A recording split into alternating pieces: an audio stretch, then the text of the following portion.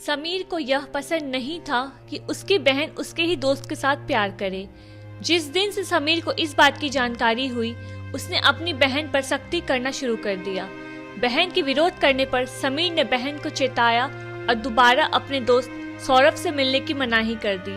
पर प्यार का जब भूत चढ़ता है तो प्रेमी जोड़े सामाजिक रिश्तों को भूल जाते हैं, और यही काम समीर की बहन ने भी किया और भाई के द्वारा की जा रही सख्ती को उसने प्रेमी सौरभ को बता दिया, और सौरभ अपने दोस्त समीर से उलझ पड़ा और दोनों की दोस्ती में दरार आने लगी।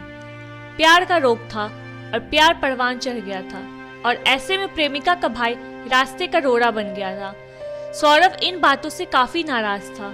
इसी बीच समीर की बहन की शादी तय हो गई। प्रेमिका की शादी की बात सुनकर सौरभ बेचैन हो गया। उसने प्रेमिका से बात की और शादी के दिन ही प्रेमिका को शादी के मंडप से लेकर भाग गया। पर सामाजिक दबाव के बाद दोनों लौटे तो फिर उनका मिलना समीर की वजह से मुश्किल हो गया। तो ऐसे में सौरभ ने अपनी दोस्त समीर को रास्ते से हटाने का फैसला कर लिया और अभी बीते काली पूजा के दिन साजिश के तहत समीर को सुनसान में ले जाकर रास्ते से हटा दिया। यह पूरा मामला भागलपुर का है, जहां काली पूजा के अगले ही दिन जब एक शव पुलिस ने बरामद की तो हंगामा मच गया। दरअसल भागलपुर के बरारी थाना क्षेत्र के जवाहरलाल नेहरू मेडिकल कॉलेज अस्पताल के क्वार्टर के पूरब झोपड़पट्टी के पास झाड़ियों में अज्ञात युवक का शव बरामद किया गया था। अपराधियों द्वारा धारदार हथियार से युवक को मौत के घाट उतारा गया था। इस मामले में बरारी थाना में केस दर्ज किया गया था और कांड के उद्भेदन और अपराधियों की गिरफ्तारी हेतु वरीय पुलिस अधीक्षक बाबूराम द्वारा पुलिस अधीक्षक नगर भागलपुर के साथ सहायक पुलिस अधीक्षक नगर भागलपुर के नेतृत्व में एक विशेष टीम का गठन किया गया। गठित टीम के द्वारा कांड का वैज्ञानिक अनुसंधान के साथ साथ मानव सूचना के आधार पर उद्भेदन कर लिया गया। शव की पहचान परिजनों के द्वारा किया गया और बताया गया कि मृतक पंकज तांती का 19 वर्षीय पुत्र समीर कुमार उर्फ इलू है, जो काली पूजा की रात से गायब था। परिजनों द्वारा दी गई जानकारी और अनुसंधान के क्रम में आए तथ्यों के आधार पर पाया गया कि मृतक की बहन की शादी 1 जून को होने वाली थी, पर उसी दिन मंडप से मृतक की बहन कटहलवाड़ी का रहने वाला सौरभ हरि के साथ भाग गई थी। मृतक की बहन का सौरभ हरि के साथ प्रेम प्रसंग था, जिसका विरोध मृतक हमेशा करता था। भागलपुर के सीनियर एसपी बाबूराम ने बताया कि पूर्व में मृतक समीर और सौरभ दोनों दोस्त थे।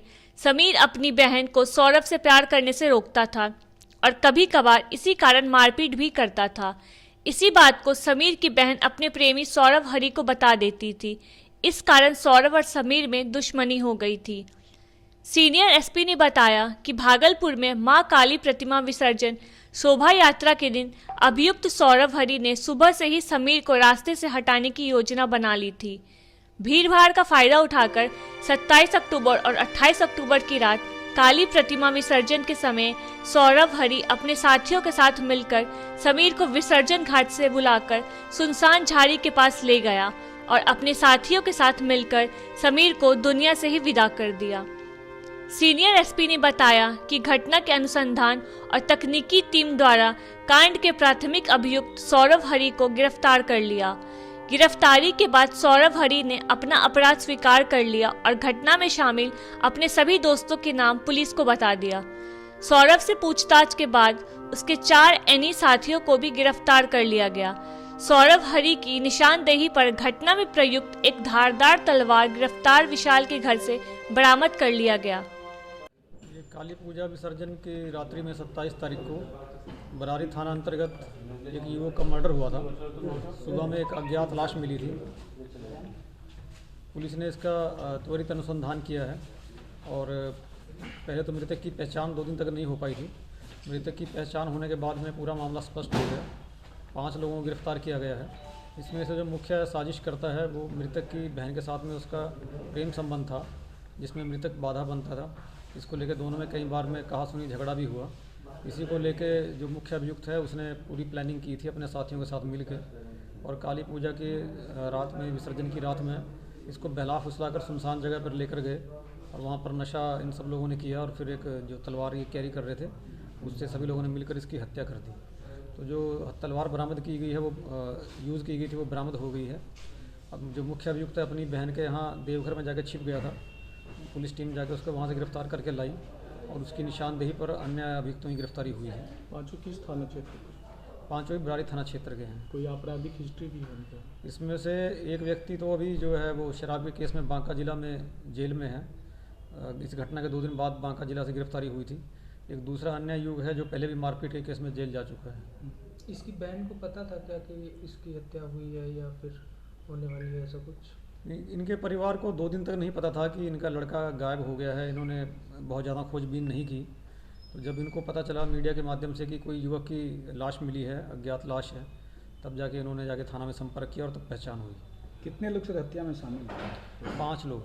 पांचों की गिरफ्तारी हो गई है। 4 तो एक तो ऑलरेडी जेल में है, बाकी 4 लोग गिरफ्तार हो गए। 5 गिरफ्तारी हुई। सर इसमें मुख्य आरोपी का नाम क्या है? मुख्य आरोपी गणेश नाम है। किसने आखिर ये पूरा जो साजिश रचा, ये किसने रचा? जो मृतक है उसकी बहन के साथ में सौरभ नाम के लड़के का प्रेम संबंध था, वही इसमें मुख्य साजिश करता है। यानी कि 2 प्रेमी हो गए इसका मतलब? नहीं, एक ही प्रेम है। अच्छा। पहले से वो लोग घर आसपास में था क्या दोनों का? सब लोग इकट्ठे उठते बैठते खाते पीते पहले से रहे हैं। इसी के चलते जो मृतक है उसकी बहन के साथ में इनका संपर्क हो गया है।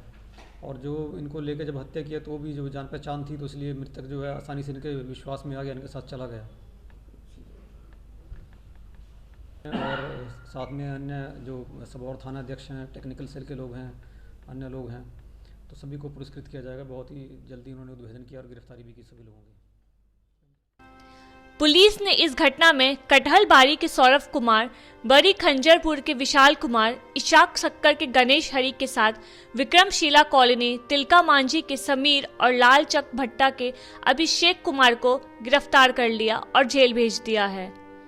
खुलासा के लिए भागलपुर से रवि कुमार की यह खास रिपोर्ट।